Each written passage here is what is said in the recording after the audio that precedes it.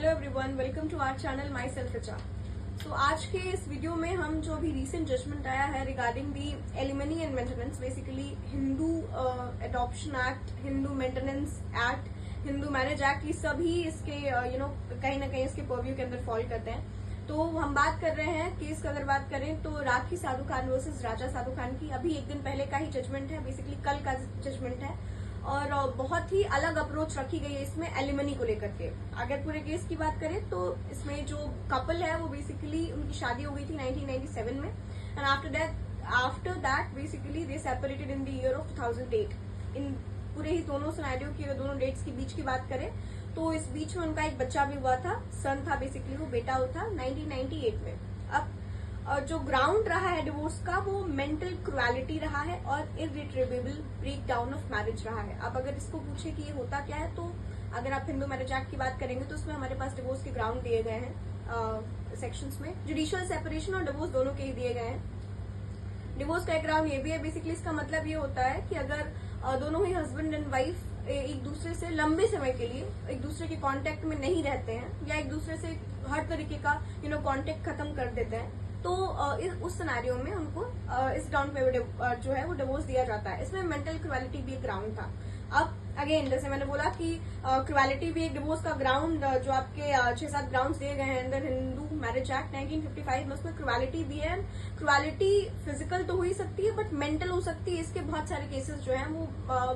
Time being emerge होते हुए आए हैं कि पेरेंट्स के साथ नहीं रहने देने को भी हरियाणा हाईकोर्ट ने क्रुएलिटी के अंदर, मेंटल क्रुएलिटी के अंदर टू प्रिसाइज डाला था। तो यहाँ पे भी यही ग्राउंड रहा है। अब बेसिकली अगर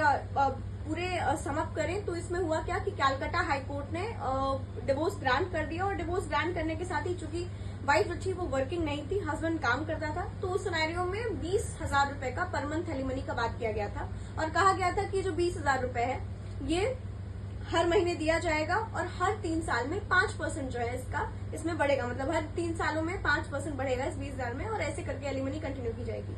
वाइफ का बेसिकली ये कहना था, वाइफ ने इस पूरे चीज को चैलेंज किया सुप्रीम कोर्ट में। वाइफ का ये कहना था कि जो हस्बैंड है, क्योंकि देखिए बहुत सारे ग्राउंड्स होते हैं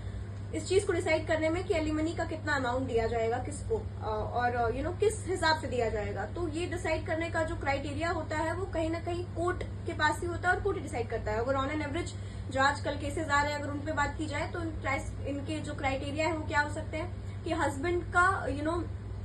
जो इनकम है वो कितना है, क्योंकि डिपेंड करता है कि हस्बैंड कमा कितना रहा है उसी हिसाब से वो दे पाएगा। Apart from the income of the husband it is also important and court also recognise and consider कि वाइफ का जो नॉर्मल, जिसको कहते हैं ना कि आप नॉर्मल लाइफ में अपने आप को कैसे चला सकते हैं बेसिक नेसेसिटीज के साथ, तो वो नेसेसिटी क्या है और वो नेसेसिटी के लिए कितना अमाउंट नीडेड है अपना जीवन यापन करने के लिए। अगर बच्चा है, माइनर है तो ठीक है, अगर बच्चा मेजर है तो यहाँ पे फॉल नहीं करता है, लेकिन अगर माइनर है तो बच्चा और बीवी दोनों के लिए। इस सिनेरियो में क्या था कि जो बेटा था वो तो इस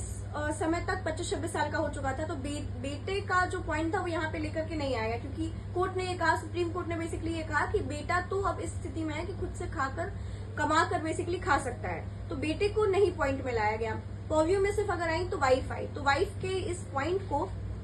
जब वाइफ ने चैलेंज किया सुप्रीम कोर्ट में कैलकाटा हाईकोर्ट के जजमेंट को, तो सुप्रीम कोर्ट ने कॉग्निजेंस लिया और कॉग्निजेंस लेकर के ये बात बोली कि देखिए अगर हस्बैंड की बात की जाए तो हस्बैंड की लगभग सैलरी जो है वो महीने की 1.5 से 2 लाख रुपए है, 1.5 लाख से ऊपर ही है बेसिकली। इस स्थिति में 20,000 रुपए का मेंटेनेंस देना। अच्छा, एक और क्राइटेरिया की जैसे हम बात कर रहे थे तो एक और पॉइंट इंपॉर्टेंट ये है कि कोर्ट ये भी मानता है कि शादी से पहले या at the time of marriage वो खुद को जैसे मेंटेन कर रही थी, इन शॉर्ट डिवोर्स के पहले वो जैसे खुद को मेंटेन कर रही थी और जितना उसको वो मेंटेन करने में जो भी मनी और एक्सपेंसेस लग रहे थे उसी हिसाब का मनी एक्सपेंसेस आज भी उसको चाहिए, so that she can able to maintain herself, as simple. इसी चीज को रिकॉग्नाइज करते हुए, इसी चीज को मानते हुए, बेसिकली कंसीडर करते हुए सुप्रीम कोर्ट ने जो एलिमनी का अमाउंट है उसको बढ़ा दिया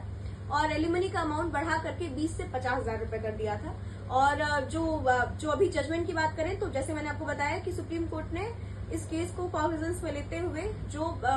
अमाउंट है उसको बढ़ाया, ये मानते हुए कि पति का जो अर्निंग यानी हस्बैंड का जो अर्निंग है वो ज्यादा है और इस 50,000 पर मंथ के साथ वही 5% की हाइक रखी इन एवरी 3 years।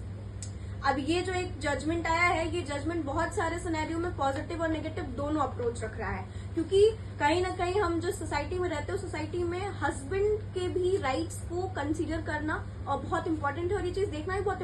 इंपॉर्टेंट है कि क्योंकि हस्बैंड के पास सिर्फ एलिमनी ही एक होता है ऐसा तो नहीं है, और हस्बैंड के पेरेंट्स होते हैं, हस्बैंड की और रिस्पॉन्सिबिलिटीज होती हैं, और इस सिनेरियो में भी सब चीज कोर्ट ने देखी, लेकिन सब चीज देखने के बाद भी कोर्ट ने कहीं ना कहीं एलिमनी के ही अमाउंट को बढ़ाया, ये मानते हुए कि वाइफ खुद को मेंटेन नहीं कर सकती है, और मेंटेनेंस के लिए वाइफ को 50,000 पर मंथ चाहिए with a hike of 5% in every 3 years।